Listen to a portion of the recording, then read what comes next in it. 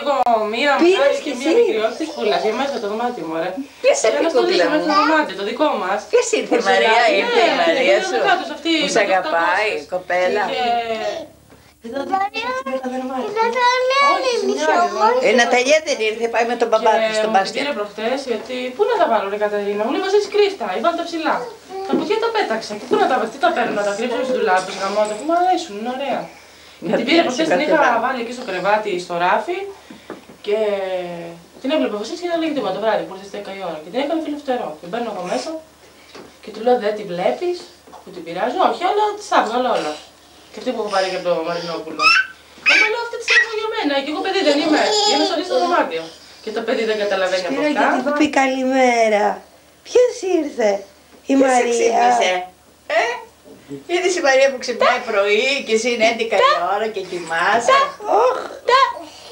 Πώς περάσατε στο πάρτι εχθές, πώς περάσατε? Κουνελάκια. Ντρέπεται η άλλη.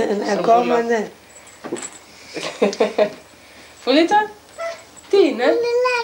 Αχ, κουνελάκι. Και η κουνέλα, η μαμά.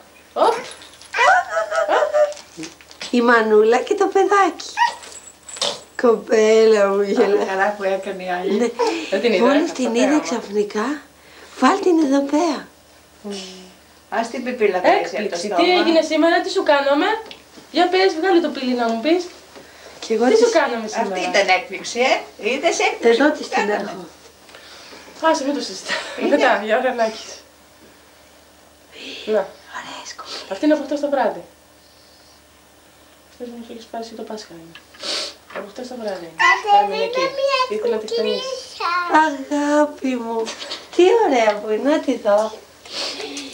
Τι ωραία που είναι αυτή, η δικιά σου Πάμε βάση, είναι. πάμε πάρω βάσεις, 4 εκατοστάρικα τις έχουν. Τις μικρές. Τι ωραία που είναι. Σ' αρέσει? Τι σου κάναμε σήμερα? Δεν μου είπες, τι σου κάναμε?